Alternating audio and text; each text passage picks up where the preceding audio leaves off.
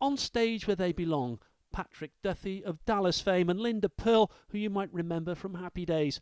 Both stars in their own right are now training the boards at Theatre Clwyd, on tour with the play Catch Me If You Can. But what spurs them on? Me, the phone rang. You know, I'm an actor. That means I go from job to job. And Linda has said this many times, but when you finish your last job, you think you'll never work again. There's that part of your brain that goes, this could have been it, and you're waiting. And Bill Kenwright, who was a mutual friend of both of ours before we met, and then has now taken credit for our being a couple, Yes. came up with the idea as soon as he knew we were dating. He said, I've got to find something for you. And We sort of thought, oh, that's nice to say. we hear It'll that a never lot, happen. you know. That'll never Let's happen. have lunch, you know. But when Bill Kenwright says something, Yeah. and when Bill Kenwright falls in love with an idea, i.e. Everton or any of the myriad plays he's produced, it happens. Yeah. So Here we are. we're lucky. Good morning. Inevitably, when you're talking to Patrick Duffy, the character of Bobby Ewing he made world famous in the hit TV series Dallas is a must subject. We did 357 shows, episodes, before the reboot.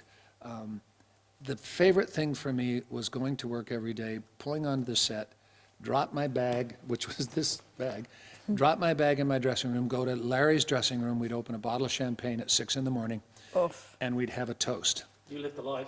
because we were so grateful to have a job. And that's what I remember. Not a specific scene. I can recall scenes, but in terms of what was the most important thing about Dallas, it was that Hagman and I were together. That was the most important thing. So every day was it was kindergarten. We were the most childish two people that you've ever seen, but we could turn it off and on in a heartbeat, and we never lost a minute of work, camera time, nothing. But we had the most fun as soon as they hollered cut. The play runs at Theatre Clwyd until Saturday, but would they come back to Wales? Absolutely. Oh, yes. Absolutely. I wait for the phone to ring. I told you that. Phone rings, I'm here. Well, I've kept you long enough. It's been an absolute delight meeting you, and I wish Thank you. all the best for the rest of your tour and sold-out houses. Thank you thank so you. much. We Oh, my appreciate God. that. It's been a pleasure. Thank you. Well, it is. It's wonderful to be able to, in one sense, enjoy the fruits of our careers, but also to give back. You know, we're used to working in front of my career is in front of a camera. Hers is equally balanced in theater. But this is one of the few times I get to interact with the people that have actually privileged me to lead this life on a daily basis, to see a full house full of people and then be able to interact with them, which you do on theater. And many times when we leave after a performance, you know, there's a lot of people outside who want to say hello, and it's the only time you get to do that. It's quite an honor, actually. It's not to be taken lightly. And obviously, you're treading the boards. For you, that's a very different experience because you're seeing the people rather than seeing it the lens. Like for me, I see the lens. Yeah. I don't see Right. people, I'd probably freeze. Yeah, well, it's the same job, but it's a different conversation.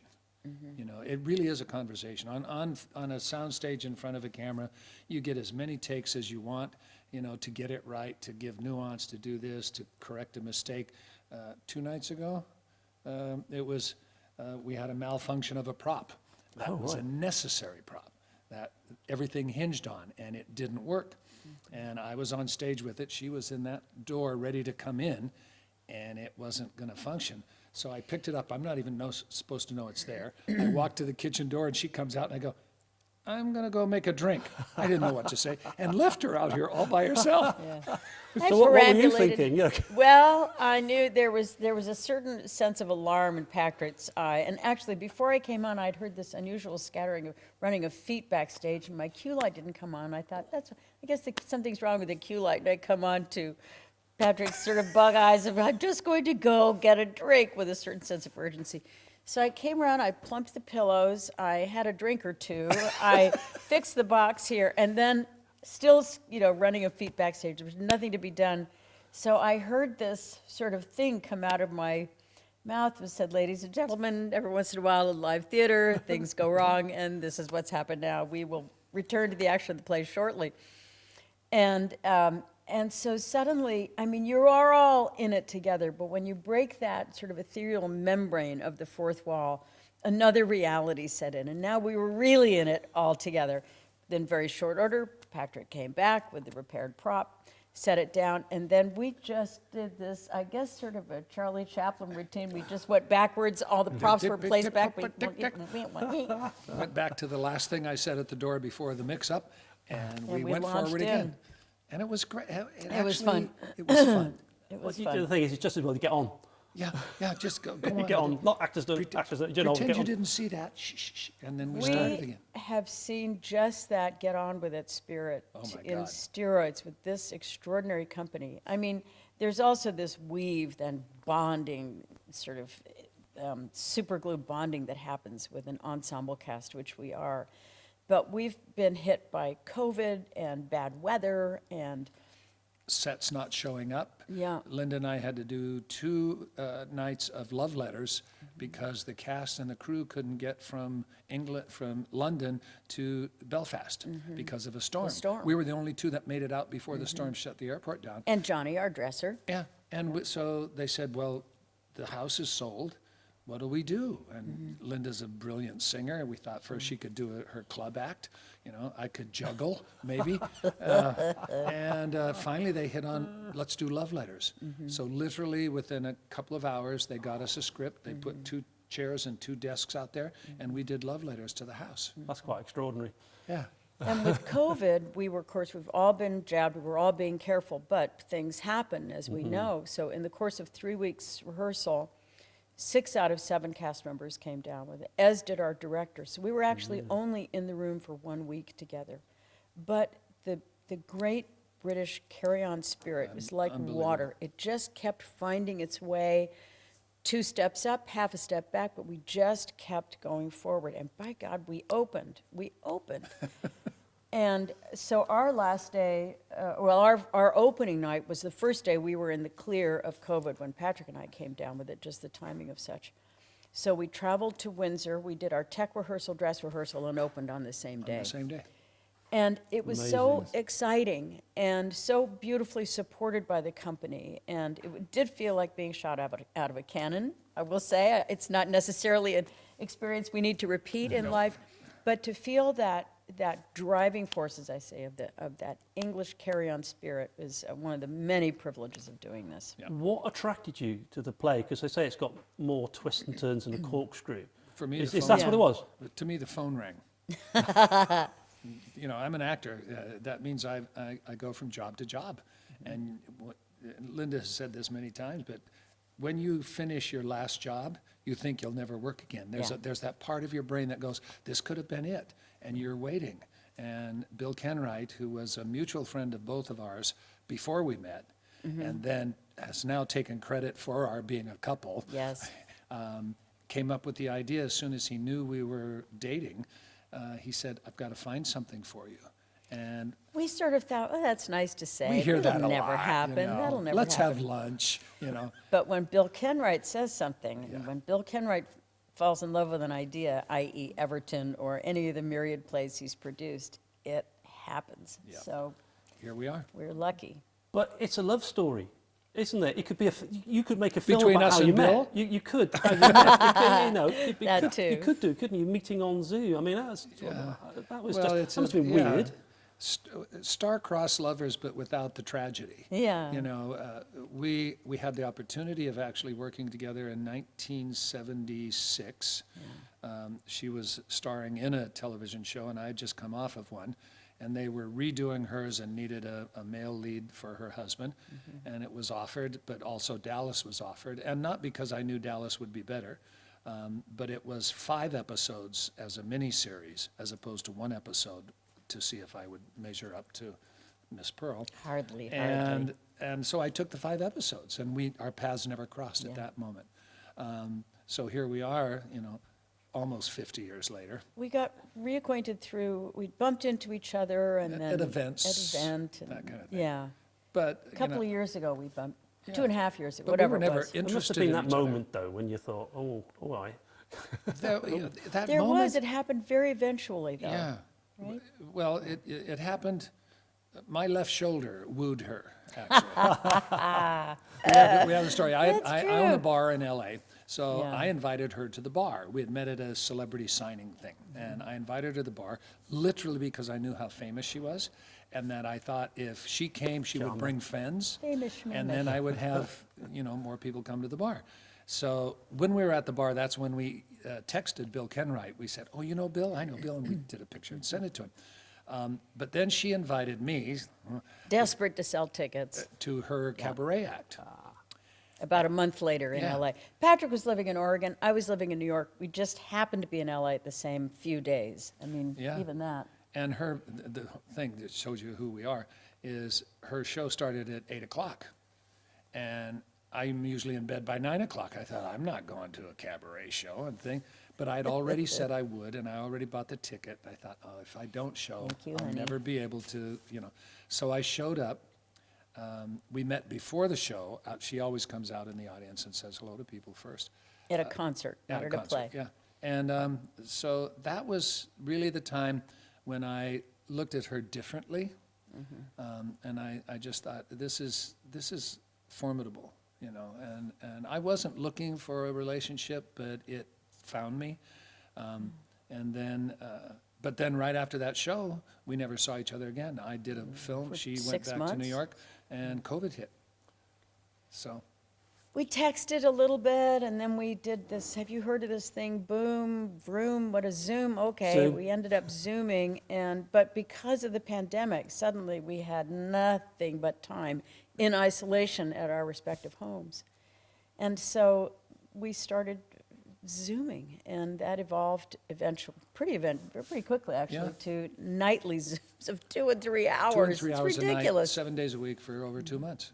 And it got to where we'd read poetry, we'd listen to music together, we would, conversations kept getting more significant, deep, Yeah. not in the sense of solving the world's problems, but just finding out Didn't we each other. solve a couple problems? in Well, that? we solved each other's problem. Oh, that's true, yeah. Called loneliness. Yeah. But it was a getting to know each other that usually takes years of dating and, and sometimes you jump into a relationship before you know somebody and it doesn't work.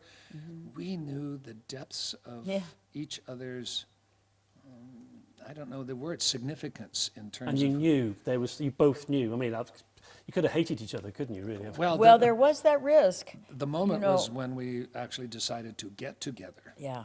That's when it could have gone south. Because we were saying things like, well, if this pandemic ever ends, let's get together for a drink, maybe. Oh, right. And then it kept going along, and then one night, 2 or 3 months in, as we're signing off, Patrick says, okay, see you tomorrow, love you. It's like, what? What's that? So that was a big door. Suddenly there was a threshold. That on was the ground. moment. Yeah. And And on that- my side, I went, what did you just say? Oh, my God. And not long after that, Patrick got in his car, so brave. I mean, talk about crossing the dance floor. He drove from Oregon to Colorado. And we thought, if it's a disaster, never mind. We have this lovely friendship, and we're grown-ups now, so but we haven't been apart since. We haven't been apart since then.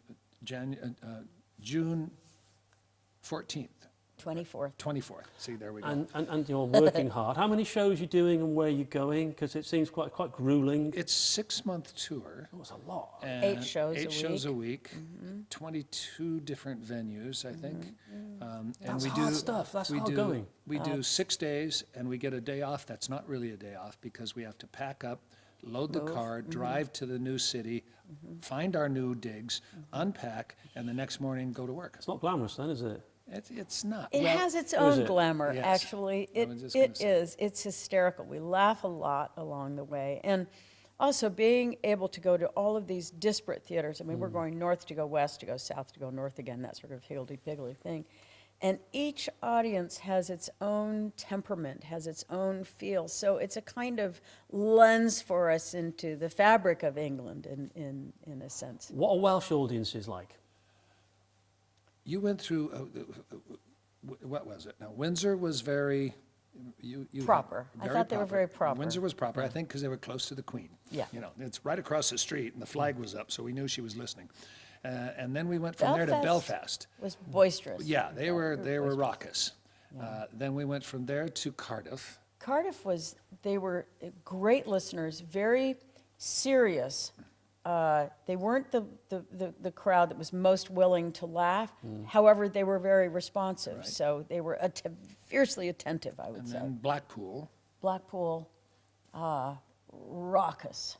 they were raucous again. Yeah. Fun. I mean, this is not a value judgment. That was great. That Yeah. was just fun. That's what the play brought out. And then we in went to them. Darlington and Malvern.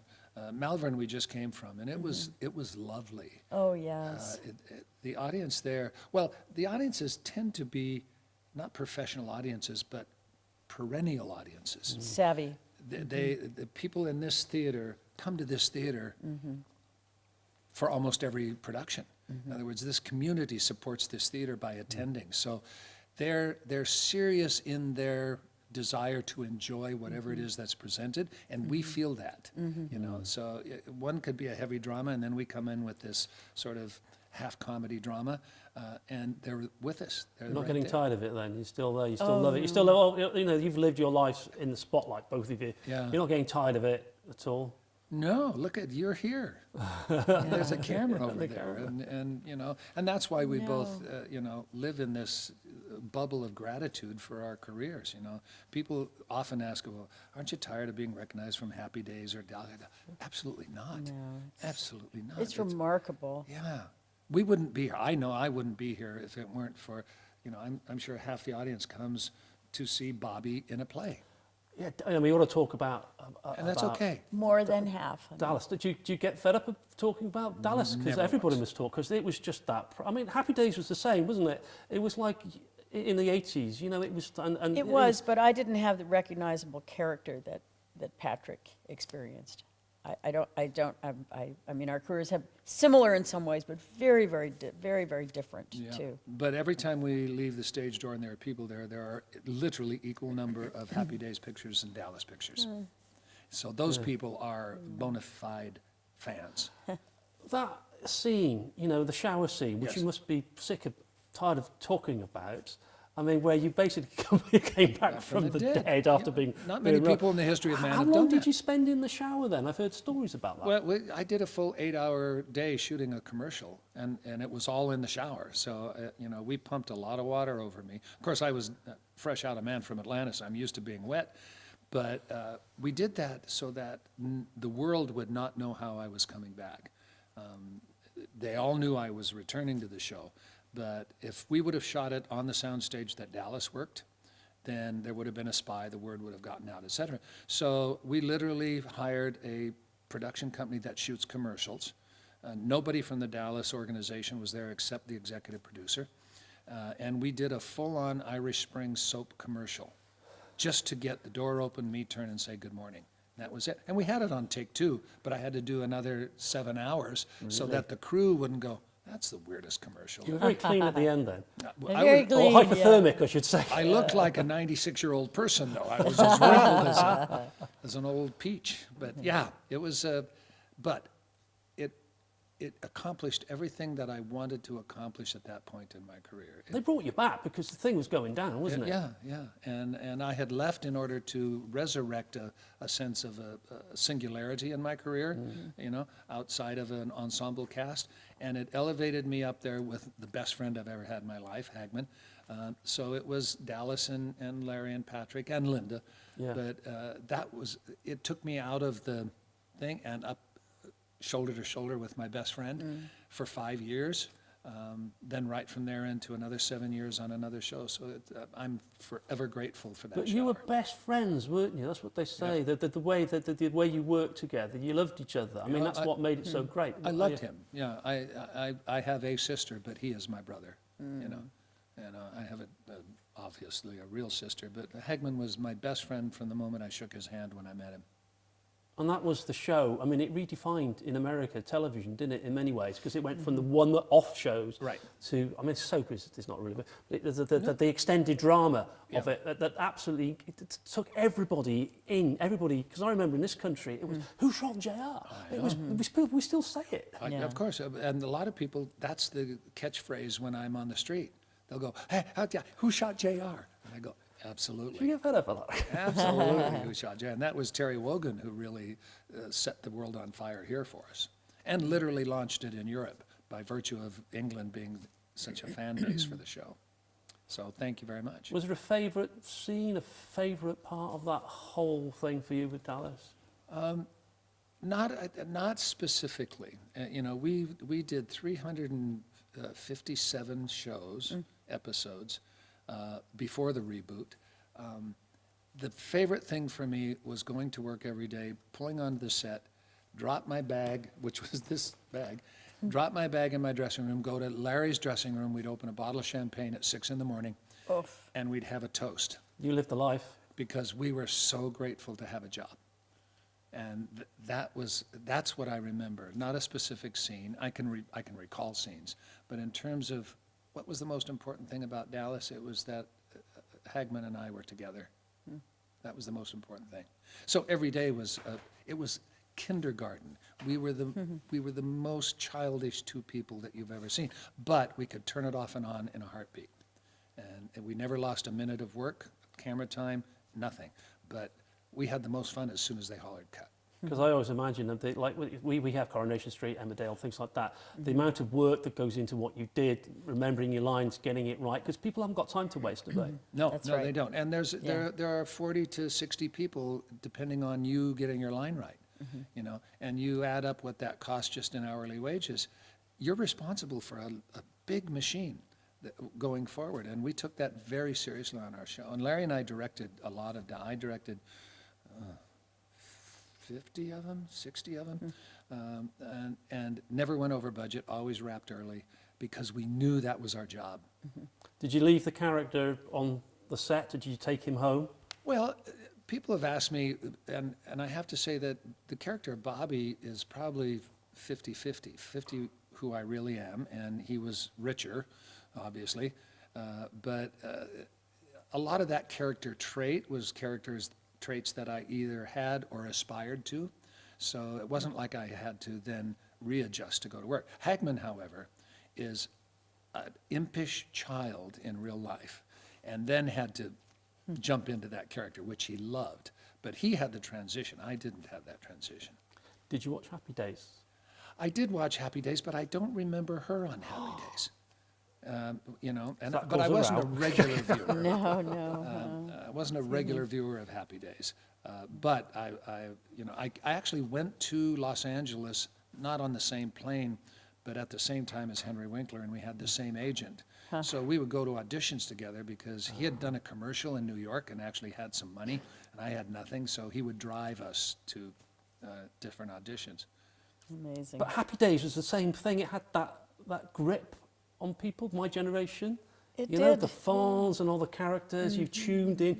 You couldn't miss it. Oh, it was a great, good. it must have been a fantastic thing to be part of, because you were there at the beginning and at the end, didn't you? That's right, yeah. You know, so It was a lovely atmosphere on the set, and it was, you know, the humor in the show was light, frothy, silly even. And so Gary Marshall, our producer, and Jerry Paris, who directed almost all of the episodes, just made sure that there was a lightness. And when you crossed into Soundstage 17, where they were all ultimately shot, there was a dropping of your earth weights.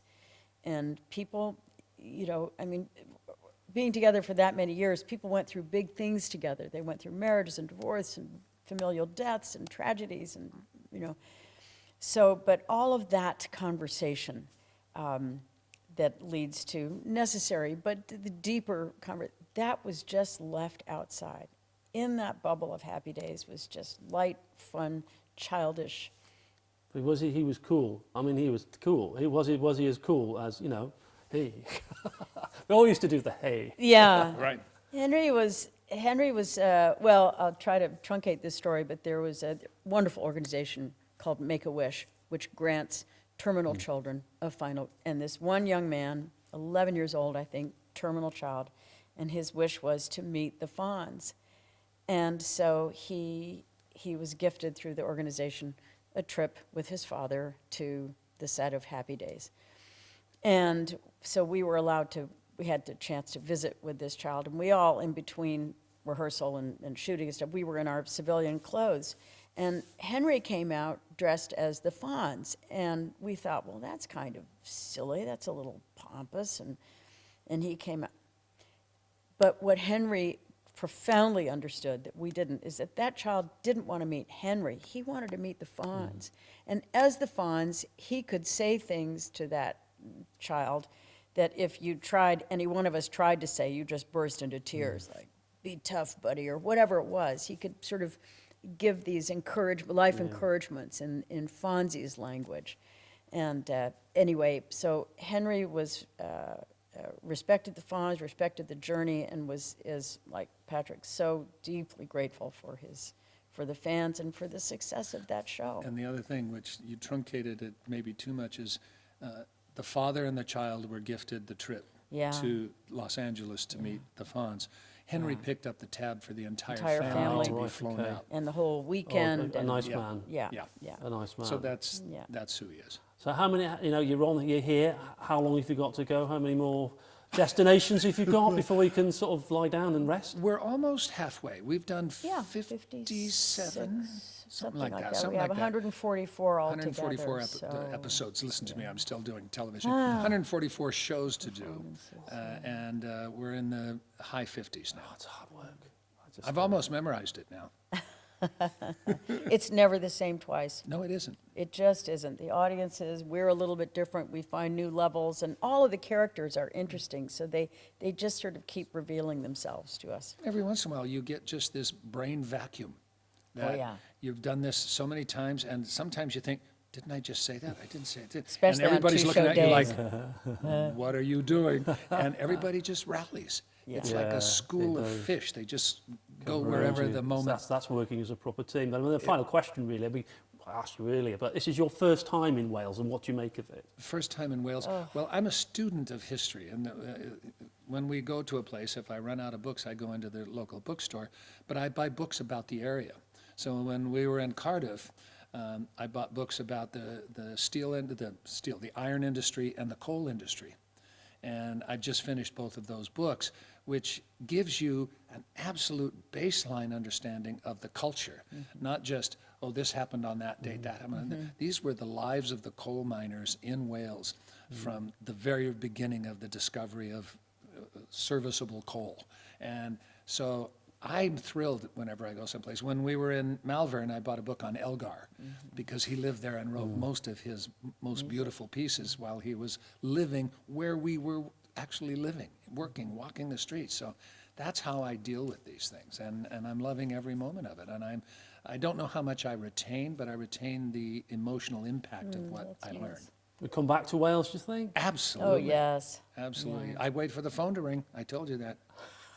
Phone rings, I'm here. Well, I've kept you long enough. It's been an absolute delight meeting you, and I wish Thank you you.